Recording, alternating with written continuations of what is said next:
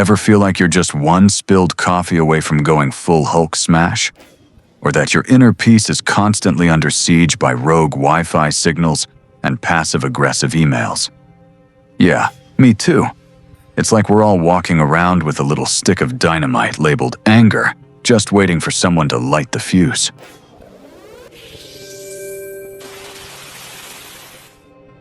But what if I told you that a dude who lived nearly 2,000 years ago, a literal Roman emperor, no less, had a secret weapon against this modern-day emotional chaos? A strategy so potent, it could turn your fiery rage into, well, maybe not a warm hug, but at least a calm, collected nod. Forget those expensive rage rooms or whispering affirmations to your kombucha.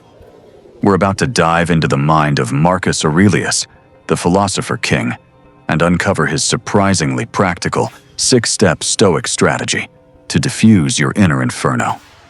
Get ready to swap your fury for philosophy, because by the end of this, you might just find your chill, even when the internet goes out. Stay tuned, because this ancient wisdom is about to get a serious 21st century glow-up. Taming the inner fire. Why we get angry. Alright, let's be real. In 2025, it feels like the universe is actively conspiring to make us lose our marbles. Am I right? From that relentless barrage of notifications to the ever-increasing demands of work and life, we're living in what I like to call the age of perpetual overwhelm. It's no wonder our emotional volatility is through the roof. It feels like everything makes me snap. You hit traffic, you snap. Someone cuts you off in line, you snap. Your cat knocks over a plant. Well, maybe that's just me. This snap culture has a hidden cost, and it's a steep one. We're talking about wrecked relationships because you said something in a fit of pique you immediately regretted. We're talking about your health taking a nosedive. Hello, stress headaches, high blood pressure, and a general feeling of being utterly fried. And let's not even get started on career impact. Ever blown up at a colleague or a boss? Yeah, not exactly a fast track to that corner office, is it? In this fast-paced world, where everyone's connected 24/7, a momentary outburst can go viral faster than you can say, regret. Think about it. How many times have you looked back at an angry reaction and thought, wow, that was totally worth it. I feel amazing. Probably never, right? More often than not, it's followed by a wave of embarrassment, guilt, or just plain exhaustion. It's like anger is this massive emotional credit card, and we're all racking up debt we can't afford to pay. But what if there was another way? What if, instead of being a slave to our emotions, we could actually master them? And what if the secret wasn't some cutting-edge neuroscience trick, but a surprising ancient wisdom from a dude who wore a toga and dealt with gladiators? That's right. We're talking about Marcus Aurelius, a Roman emperor who, despite having the weight of an empire on his shoulders and probably dealing with way more political drama than your office, managed to cultivate an incredible sense of inner calm. He wasn't some emotionless robot. He was a human being who understood the power of anger, and more importantly, how to disarm it. His writings, famously known as Meditations, are basically a philosophical instruction manual for living a good life, and a huge chunk of it is dedicated to wrangling those unruly emotions. He understood that anger isn't just an external reaction, it's often a signal of internal struggle. And he developed a timeless, practical strategy, 6 powerful steps, to help us navigate that inner fire. We're about to uncover his timeless strategy, a playbook that's just as relevant today for dealing with your annoying boss or that internet troll as it was for managing rebellious senators or barbarian invasions. Get ready to tap into your inner stoic, because calm, my friends, is the new superpower. Marcus Aurelius's 6-step Stoic strategy to diffuse rage. All right, buckle up, Buttercup, Because here's where we get to the good stuff. Marcus Aurelius wasn't about suppressing anger. He was about understanding it, dismantling it, and ultimately choosing a better response. This isn't about becoming a Zen master overnight. It's about having a toolkit. Here are his 6 killer steps to diffuse rage. Step 1. The pause and observe. Before you react, see what's actually happening. This is ground zero, folks, the crucial gap. When you feel that familiar heat rising, that clenching in your jaw, your first instinct is usually to react. But Marcus would say, "Hold up, Speedy Gonzales. Before you unleash your inner dragon, take a breath. Just 1 or 2. Think of it like this. Your emotions are a runaway train. The pause is hitting the emergency brake. It's not about stopping the train completely, but slowing it down enough so you can actually see what's on the tracks. What's the trigger? Is it the rude driver? The passive-aggressive comment? The email that just pushed you over the edge? Observe it without judgment. Don't immediately label it bad or infuriating. Just notice it. Example: your internet suddenly drops during an important video call. Your gut reaction is to throw your laptop out the window. The pause means you stop, breathe, and think, okay, the internet just went out. My blood pressure is rising. My fists are clenching. You're a scientist observing an experiment, not the experiment itself. This tiny moment of delay is your superpower. It creates the space for all the other steps. Without the pause, you're just a reaction machine. Step 2. External versus internal. Is this truly a threat or just my interpretation? Okay, you've paused. Now, Marcus wants you to play a little game of is it really that bad? This step is all about separating the event from your emotional reaction to it. Here's the Stoic secret sauce. External events are neutral. They just are. What causes our suffering and our anger is our judgment or interpretation of those events. The traffic jam isn't inherently bad. It just is. Your interpretation of it being bad, unfair, or a waste of my precious time is what sparks the frustration. Example: your colleague sends an email that sounds a bit snippy. Your internal alarm bells go off. They're attacking me. They think I'm incompetent. But is the email actually an attack, or is it just a few words on a screen that you're interpreting as an attack? Could they be stressed? Having a bad day? Did they just use poor phrasing? This step makes you question your initial emotional narrative. You're pulling apart the event, the email, from your story about the event. They're out to get me. It's a game changer. Step 3. The impermanence check. This too shall pass, including this intense feeling. This is where Marcus channels his inner Mufasa. Everything you see exists together in a delicate balance. And then it's gone. Okay, maybe he didn't say it exactly like that, but the sentiment is there. When you're in the throes of anger, it feels all-consuming, doesn't it? Like it will last forever. But here's a liberating truth. It won't. Nothing lasts forever, especially not intense emotions. The anger you feel right now, it's a fleeting visitor. It will eventually subside. Example: you're stuck in the longest customer service queue known to humankind. Your anger is boiling. Then you remember Marcus. This queue will end. This frustration will pass. In an hour or a day, this exact moment won't matter. Mentally fast forward. Imagine yourself later tonight enjoying dinner. Will this cue still be ruining your mood? Probably not. This step helps you zoom out and put things into perspective. It dilutes the immediate intensity. Step 4. The rational assessment. What is the true nature of this thing that angers me? All right, Sherlock, time to put on your detective hat and strip away all the emotional fluff. This step is about getting to the cold, hard facts. What exactly is the core issue? Anger often clouds our judgment, turning molehills into mountains. This step forces you to look at the situation with objective eyes. Is the thing that angers you truly significant? What are its actual components? Example: someone leaves a passive-aggressive note in the break room about dirty dishes. Your immediate anger flares. Who do they think they are? This is ridiculous. The rational assessment asks, what is the thing? A note. What is its true nature? A piece of paper with words on it. Does it physically harm me? Number. Is it truly a catastrophic event? Number. It's a complaint about dishes. Annoying? Perhaps.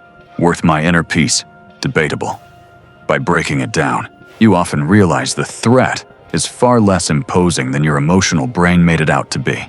Step 5. The virtue check. Am I acting in accordance with wisdom, justice, courage, and temperance? This is Marcus Aurelius's moral compass. The Stoics believed in 4 cardinal virtues: wisdom, knowledge, good judgment; justice, fairness, treating others well; courage, facing challenges with integrity; and temperance, self-control, moderation. When anger strikes, ask yourself, if I react impulsively, will I be acting wisely? Will I be acting justly? Does yelling or sending that scathing email demonstrate courage or temperance? Often, the answer is a resounding nope. This step forces you to align your actions with your highest self, the person you want to be, rather than the reactive hothead you might temporarily become. Example: someone unjustly criticizes your work in a meeting. Your anger tells you to lash out, defend yourself aggressively, maybe even insult them back. But the virtue check asks, is this wise? Is it just? Does it show self-control? A wiser, more temperate response might be to calmly ask for specific examples or to address it privately later, showing courage and restraint rather than in a verbal brawl. It's about choosing your character over your knee-jerk reaction. Step 6. The premeditation of evils. Premeditatio malorum. What is the worst that can happen, and can I endure it? This one sounds a bit dark, but it's incredibly powerful. It's not about dwelling on negativity, it's about mental preparation. Marcus would regularly contemplate difficult scenarios: losing loved ones, illness, public humiliation, failure. Not to be morbid, but to realize that these things are possible and that he could endure them. When you're angry about a situation, consider the absolute worst-case scenario that could realistically happen. And then ask yourself, could I survive that? Could I find a way through it? Most of the time, the answer is yes. This practice lessens the sting of current annoyances because you realize they are rarely as dire as your emotional mind makes them out to be. Example: you're furious because your meticulously planned weekend trip got canceled due to unforeseen circumstances. The premeditation of evils would have you consider, what's the worst? I lose the money for the non-refundable hotel. I have to stay home? Is that truly catastrophic? Could I endure it? Yes, I'd be disappointed, but I'd survive. I could pivot and do something else enjoyable at home. By mentally accepting the worst, the present annoyance loses its power to completely derail you. It builds a kind of psychological armor. These 6 steps, my friends, are not just theoretical mumbo-jumbo. They are a practical, sequential strategy you can employ in real time. It takes practice, absolutely, but each time you apply them, you chip away at the fortress of your unmanaged anger, building instead a bastion of inner calm. Applying ancient wisdom to modern stressors. Okay, so we've got the 6 steps, but how do we actually use this ancient wisdom when we're stuck in a modern-day hellscape? Let's get practical with some real-world scenarios. Scenario 1. The infamous traffic jam. You're running late, bumper to bumper, and the guy next to you is honking like he's auditioning for a symphony of rage. Your blood starts to boil. Step 1. The pause and observe. Instead of immediately screaming into the void, you take a breath. Okay, I'm stuck in traffic. My heart rate is up. I feel annoyed. You just notice the facts. Step 2. External versus internal. Is the traffic jam itself causing my anger, or is it my interpretation that it's ruining my day or making me late? The jam is just cars. Your internal narrative is the problem. Step 3. The impermanence check. This traffic jam will end. I will eventually get to my destination. This feeling of frustration will pass. Step 4. The rational assessment. What is the true nature of this? It's a delay, an inconvenience. Is it life-threatening? Is it catastrophic? No. Step 5. The virtue check. Would it be wise, just courageous or temperate to start yelling or aggressively weaving through lanes? Probably not. It would be unwise and lacking temperance. A better, more virtuous response might be to accept the situation and put on a podcast. Step 6. The premeditation of evils. What's the worst that can happen? I'm a bit later than planned. I miss a few minutes of something. Can I endure that? Absolutely. See? You've just disarmed a potentially rage-inducing situation using Marcus Aurelius's playbook. Scenario 2. The online argument that escalated. You posted a mild opinion, and suddenly, 3 keyboard warriors are calling you names and questioning your intelligence. You feel that urge to fire back with all caps fury. Step 1. The pause and observe. You feel the heat. You notice your fingers hovering over the keyboard, ready to type something you'll regret. You breathe. Okay, I'm feeling attacked. My ego is bruised. Step 2. External versus internal.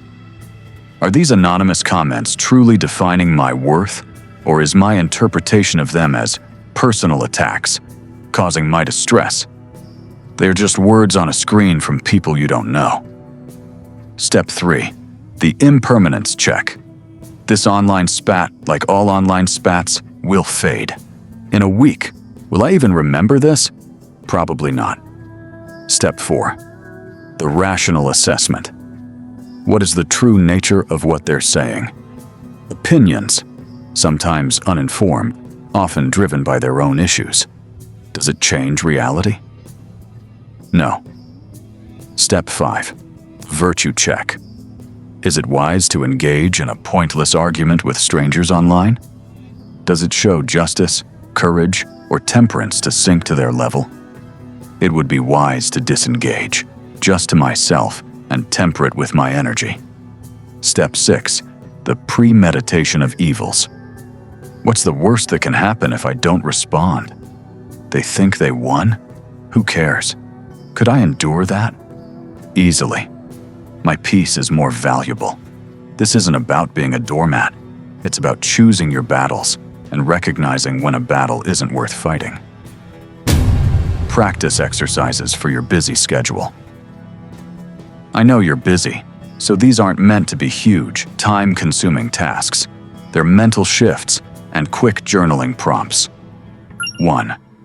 The 5-second pause drill. For the next week, every time you feel even a flicker of irritation, just take 5 seconds. Don't react. Just breathe and notice the sensation. That's it. That small gap is where freedom begins. 2. The interpretation check journal. At the end of your day, recall one moment that made you angry. Journal for 2 minutes. What was the actual event? What was my interpretation of it? Could there have been another interpretation? You'll be amazed at what you find. 3. The future you. Perspective. When something makes you mad, quickly imagine yourself a week from now, or a month from now. Will this specific incident still hold power over you? This instantly activates the impermanence check. The beauty of this Stoic strategy is its compound effect. It's like saving money. Small, consistent applications lead to significant emotional resilience. You won't become an emotionless robot, nor should you want to. But you'll notice a massive shift. Within weeks, you'll find yourself less reactive, more thoughtful, and with a deeper sense of inner peace. That inner fire won't burn as hot, and you'll have a much better extinguisher at the ready. Beyond anger, cultivating a Stoic mindset. While our main event today is tackling anger, Marcus Aurelius's teachings go way beyond just diffusing rage. Think of managing anger as opening the door to a whole new way of living. It has a beautiful ripple effect that touches every part of your life. When you're not constantly battling your own fiery emotions, something amazing happens. You free up mental and emotional bandwidth. This newfound space allows for greater empathy. You start to understand that the rude driver might be rushing to a hospital, or the snippy colleague is under immense pressure. You move from immediate judgment to genuine understanding. This, my friends, is the bedrock of stronger relationships, both personal and professional.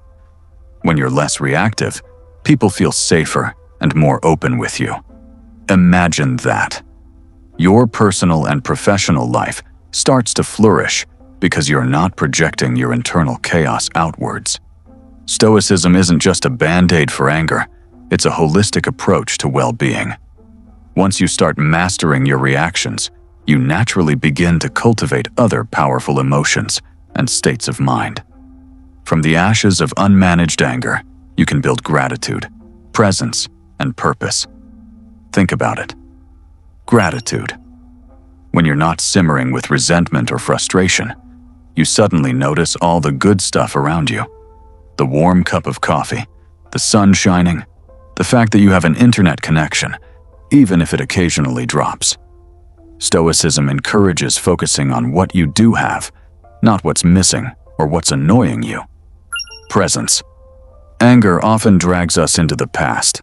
Why did they do that? Or the future. This is going to ruin everything. By practicing Marcus's steps, you pull yourself back into the present moment. And the present moment, for all its challenges, is where true life happens, where you can actually act and choose. Purpose. When you're living in alignment with virtues like wisdom and justice, as Marcus suggested, you find a deeper sense of meaning. Your actions become more intentional, driven by your values, not by fleeting emotional impulses. This gives your life a profound sense of direction. The long-term benefits of cultivating a Stoic mindset are truly transformative. We're talking about significantly reduced stress levels because you're no longer letting every little thing derail you. We're talking about improved relationships because you're approaching interactions with more calm and understanding. And most importantly, you cultivate a deeper sense of inner peace that transcends those fleeting emotions. It's an unshakable calm, a quiet strength that allows you to weather life's inevitable storms without capsizing. It's not about being emotionless, but about being in control of your emotions, rather than letting them control you. Imagine navigating your day with that kind of composure. That, my friends, is the Stoic superpower.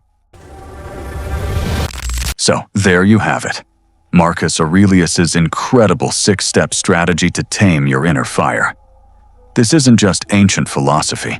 It's a practical, actionable roadmap for a calmer, more resilient you in the chaotic world of 2025. You don't have to be a Roman emperor to gain mastery over your emotions. You just need the tools and the willingness to practice. And remember, you don't have to tackle all 6 steps at once. Start your practice today. Even one step makes a difference. Pick just one step, perhaps the pause and observe, and integrate it into your week. Just try it. Notice the tiny shifts. They'll add up, I promise. Now, I want to hear from you. Which of Marcus's steps resonates with you the most? What are your biggest anger triggers, and how do you plan to apply these steps to them? Share your experiences and challenges in the comments below. Let's build a community of calm, because we're all in this wild ride together. And hey, if you found this deep dive into ancient wisdom helpful, do us a huge favor. Smash that like button, subscribe to the channel for more practical philosophy, and ring that notification bell so you don't miss our next video. For those of you who want to take an even deeper dive, we've got some amazing resources for you. Check the description below for links to further readings on Stoicism and emotional intelligence. Plus, we've created a free downloadable cheat sheet of Marcus Aurelius's 6-step strategy to keep on your phone or desk. It's your quick reminder for when things get spicy. Thank you for joining me on this journey to unshakable calm. Go forth, be wise, and keep that inner fire properly managed.